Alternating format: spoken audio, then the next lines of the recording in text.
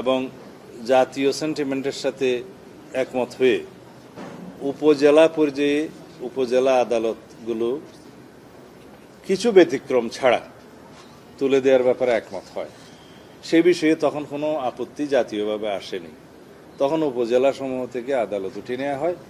তবে এই যে আজকে ৬৭টি আদালত আছে, সেটাও তখনকার সিদ্ধান্ত যে দ্বীপাঞ্চলে আদালতগুলো বহাল থাকবে, ব্রিটিশ আমলের চৌকি যেখানে যেখানে ছিল সেখানে আদালত বহাল থাকবে, এবং যোগাযোগ, জনসংখ্যা এবং বিভিন্ন সুবিধা অসুবিধার বিবেচনায় কিছু কিছু উপজেলায় সে আদালতগুলো বহাল রাখা হয়েছে।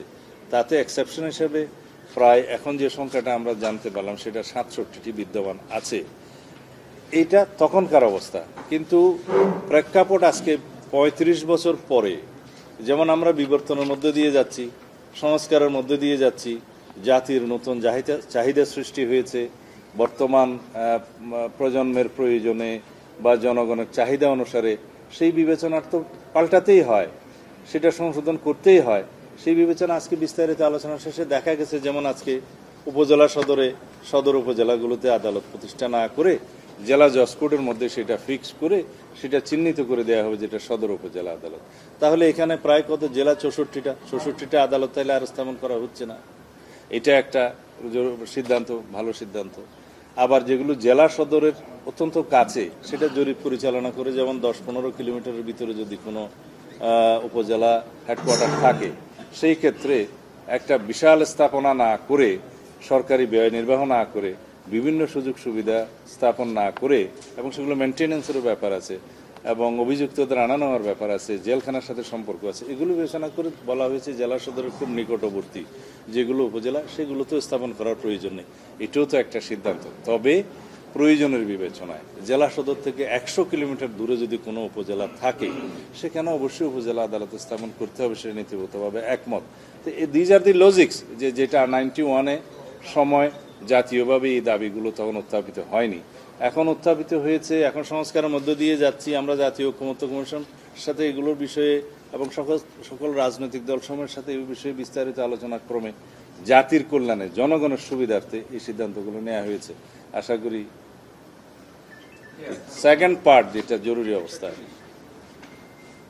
হ্যাঁ, জাতীয় ঐক্য কমিশনের পক্ষ থেকে প্রস্তাব যেগুলো এসছে তার মধ্যে একটা অংশে ছিল যে জরুরি অবস্থা জারি করা গেলেও সেখানে জনগণের মৌলিক অধিকার, বিভিন্ন মৌলিক অধিকার, বিভিন্ন মামলা করার অধিকার, আর মামলা চালু থাকলে সেগুলো অব্যাহত রাখার অধিকার সহ আরও কিছু কিছু মানবাধিকারের ক্ষেত্রে এবং মৌলিক অধিকারের ক্ষেত্রে যাতে বিধিনিষেধ না আসে, সেই একটা প্রস্তাব তারা করেছে। তার মানে জরুরি অবস্থা করা যাবে, কিন্তু এই সমস্ত মৌলিক অধিকার, মানবাধিকার এবং যে সমস্ত মামলা করার অধিকার বা মামলা অব্যাহত রাখার অধিকার, এগুলোর বিষয়ে হস্তক্ষেপ করা যাবে না, জরুরি আইন এখানে প্রযোজ্য হবে না।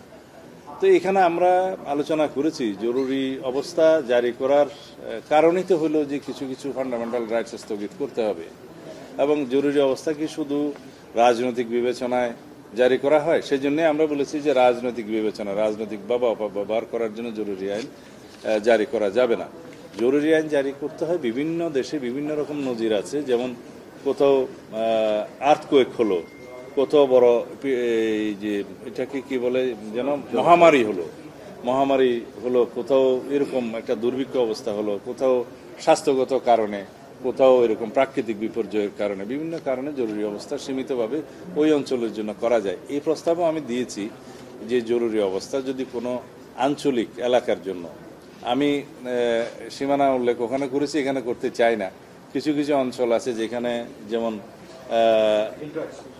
যেটা ন্যাশনাল ইন্টিগ্রিটির প্রশ্ন আছে, ভৌগোলিক অখণ্ডতার প্রশ্ন আসে, রাষ্ট্রীয় অখণ্ডতার প্রশ্ন আসে, সেই সমস্ত ক্ষেত্রে যদি বিদ্রোহ দেখা দেয়, সেই সমস্ত এরিয়া চিহ্নিত করেও জরুরি অবস্থা জারি করার বিধান রাখা যায়, যেটা সারা দেশের জন্য হয়তো প্রযোজ্য হবে না।